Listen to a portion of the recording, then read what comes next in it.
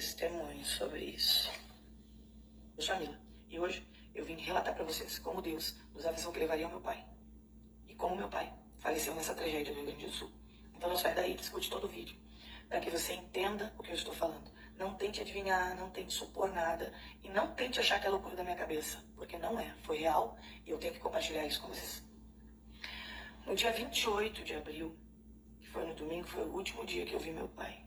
Na terça, dia 30, ele faleceu às 8h30 da noite, com o desmoronamento que ocasionou por causa dessas chuvas no Rio Grande do Sul.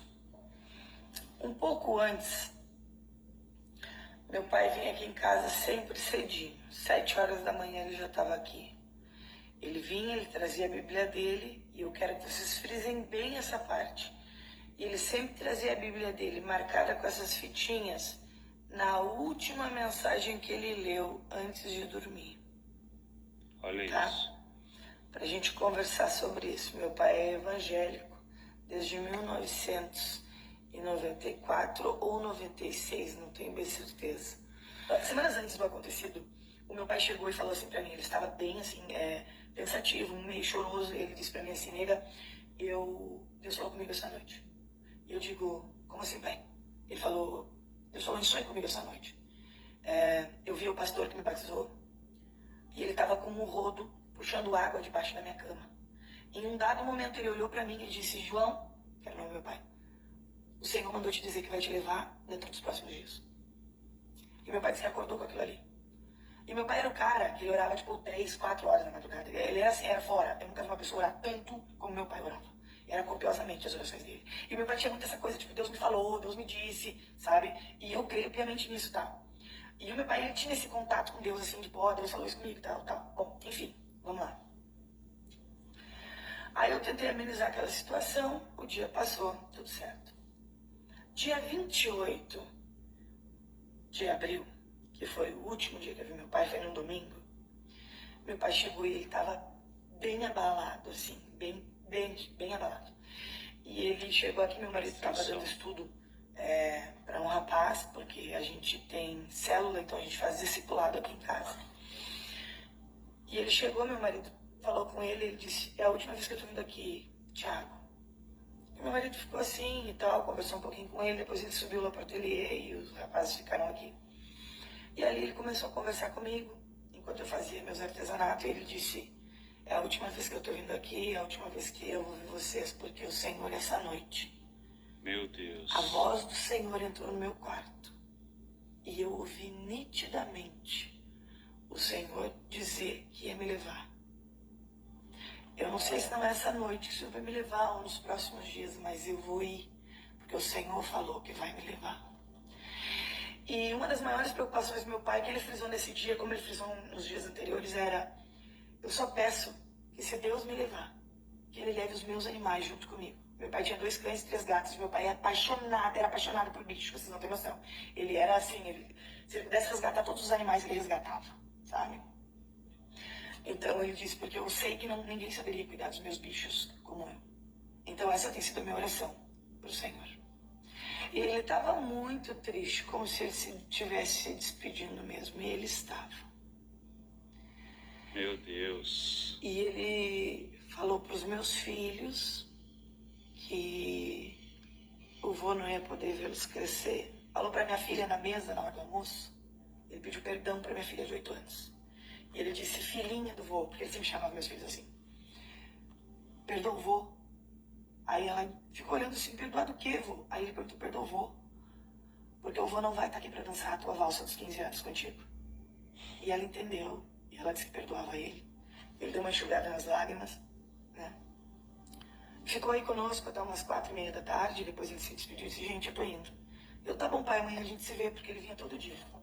Só que na segunda-feira, choveu. E choveu muito aqui. Mas como aqui é um lugar que chove bastante, eu disse, tá, hoje ele não vai sair porque tá meio frio, choveu, né? Eu sempre mandava de noite pra ele algo pra ele jantar e alguma coisa, caso ele quisesse ficar em casa no outro dia, pra ele não precisar fazer comida. E na terça, meu marido veio do serviço, se teu pai não veio, eu disse, não, mas eu preparei uma viandinha bem quentinha, fiz um bolinho de milho que ele ama, fiz macarrão que ele amava, minha massa. E eu disse, tu leva ele pra ele? Meu marido, sim, eu vou levar ele. Já comprei uma vitamina pra ele, porque ele estava se sentindo meio fraco. Vamos levar pra ele. Meu marido chegou lá, entregou pro pai.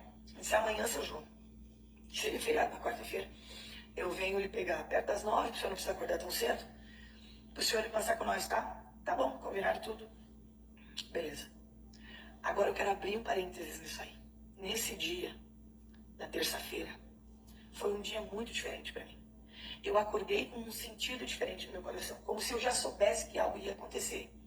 E eu estava desinquieta com aquilo. Ao decorrer do dia, eu ouvi 2 pregações que falavam sobre luto, mas uma em específico mexeu muito comigo e eu gostaria de compartilhar isso com vocês. A pregação da pastora, missionária, não sei, Helena Raquel, no Gideão Missionário, tá? Ela pregou essa passagem na sexta-feira, só que eu só assisti na terça.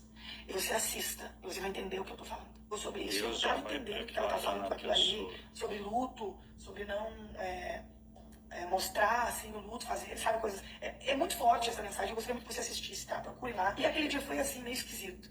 Quando chegou de noite, tá? Era 8:55 da noite, e eu tava escovando meus dentes, quando uma vizinha ligou.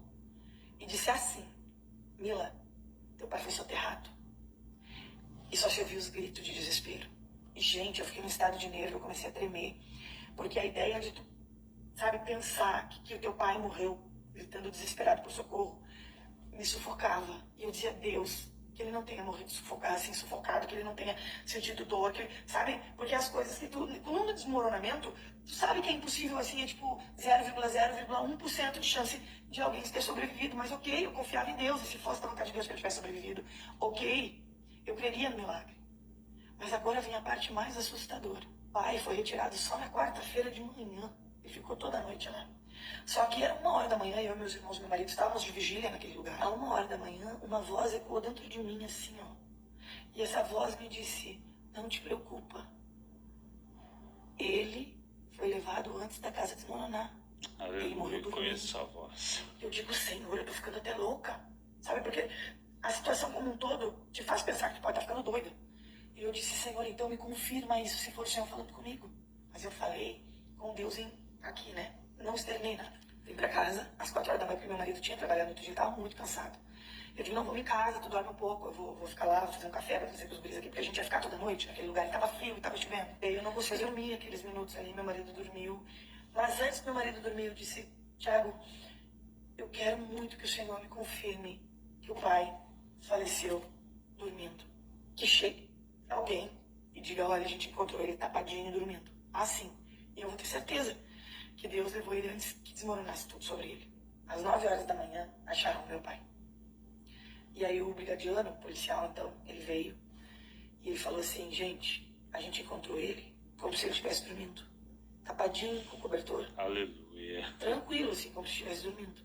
Não tinha terra sobre meu pai. Porque quando desmoronou a casa, fez isso aqui, ó. Aonde ele estava. Não é viga que fala, aquelas madeiras do forro, sabe? Algumas caíram sobre ele, ele teve uma leve escoriação na cabeça, no dedo aqui assim, na orelha e na costela, que eu acho que ela caiu meio que assim, sabe? Só que ele ficou coberto com aquilo ali, então desmoronou ao redor e ele ficou coberto assim, tá? Isso foi impactante, porque as minhas pernas se afrouxaram.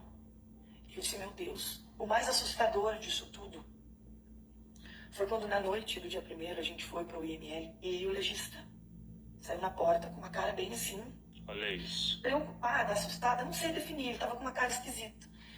Tava aí nós e o outro rapaz que perdeu o pai dele, que era vizinho do meu pai também ao lado. E ele disse pra mim assim, tu é filha do seu João? Eu disse, sou. Ele disse, deixa eu te falar uma coisa. O teu pai não tinha nada de terra, ele não aspirou nada.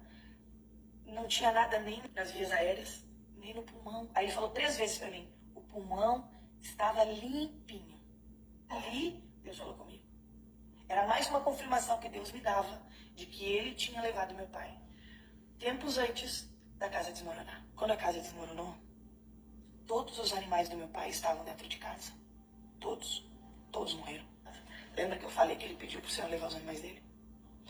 Então, foi extremamente assustador.